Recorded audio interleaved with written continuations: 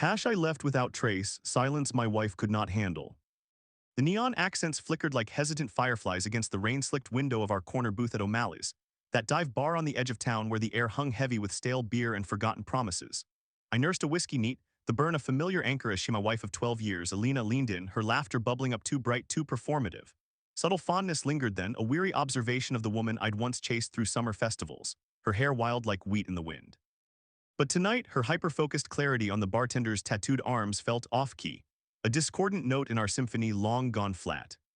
She twirled her glass, ice clinking like brittle bones. "Remember that trip to the coast?" she said, eyes distant. I nodded, flashing back to salt spray on our skin, her hand in mine as waves crashed, authentic then before the routines calcified us. Now just echoes. I sipped, the amber liquid sharp on my tongue, watching her gaze drift again to the bar where he polished a pint with mechanical grace. Performative, always the show for someone new. We'd met in a place like this, neon buzzing overhead, her smile cutting through the smoke like a lighthouse beam. Flashbulb, her lips on mine, tasting of cherry lip gloss and possibility. We'd built a life mortgage, 2 kids shipped off to college, weekends blending into gray monotony. But lately her texts came late, scented with excuses thinner than bar napkins. I didn't accuse, not yet. Pragmatic, that's me. Observe, assess, disentangle. She laughed again, louder at nothing.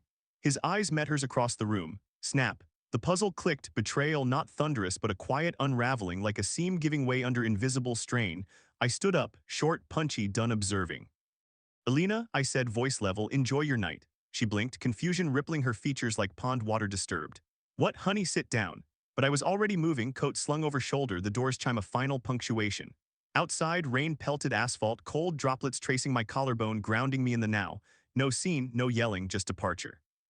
Phase 1, immediate segregation. I drove home through blurred taillights, wipers slashing rhythmically left, left, mirroring the methodical severing in my mind. Streetlights cast elongated shadows, neon signs bleeding pink and blue into puddles. The house loomed dark, silent except for the fridge's low hum.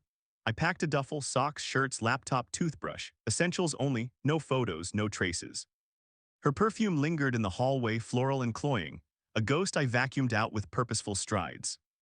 Flashback montage, wedding vows under oak trees, her eyes shining like polished quartz. First fight, makeup, sex on the kitchen floor, linoleum sticky under our sweat. Kids' births, her grip crushing my hand, joy raw and electric, all authentic once. Then drift, her yoga retreats, my late nights at the firm, conversations shrinking to logistics, bills, groceries, whose turn for dishes, performative shells hollowed out. I zipped the bag, problem identified.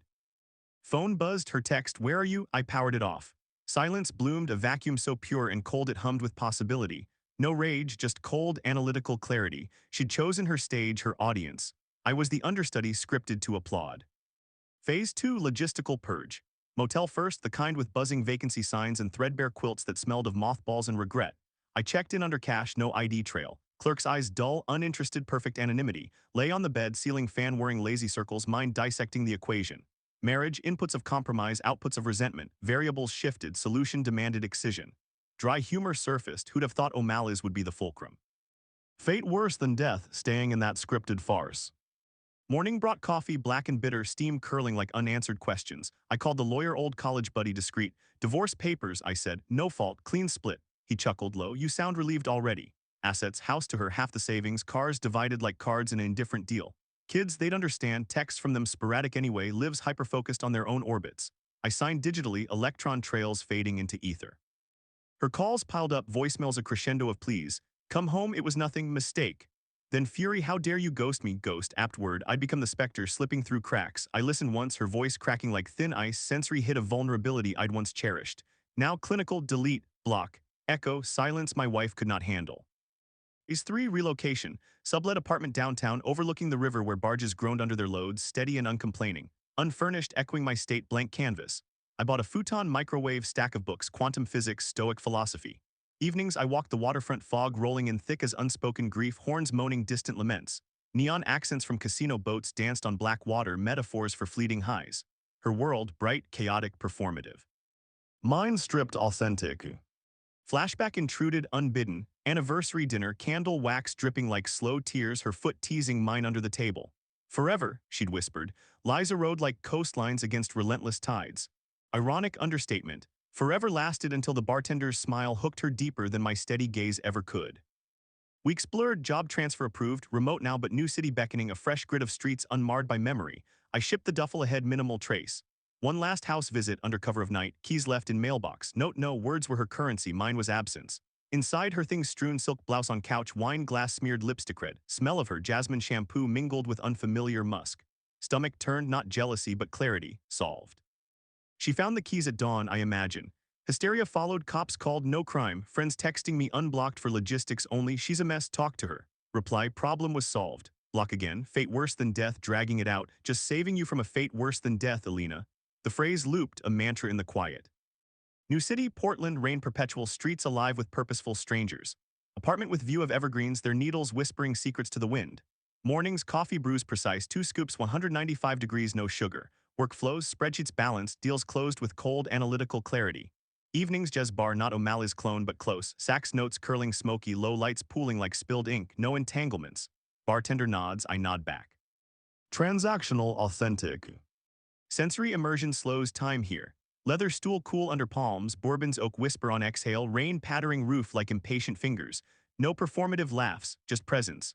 Flashback fades, her face in the booth, surprise blooming like a dying star, supernova brief before collapse. Months in, a letter arrives, forwarded, postmarked home. Her script looping desperate. The silence is killing me, come back, I need you. Vacuum so pure and cold, she wrote, echoing my unspoken truth. I burn it over sink, ashes swirling down drain like severed ties. Peace settles, profound, unrippled. Kids call dad moms, different dating that guy from the bar. Laughter shared brief, good for her, I say, solved equation. They get it, pragmatic like me, love you, click. Now nights stretch endless, stars pricking the void above evergreens. No neon needed, internal glow suffices, hyper-focused clarity on solitude's merits. Relationships, equations with too many variables prone to chaos. Mind balanced, zero-sum, perfect equilibrium. She couldn't handle the silence, that pure void where echoes of us dissolved. I left without trace, pragmatic ghost in the machine. Problem was solved, just saving you from a fate worse than death. Total silence now, peace and absence, the end.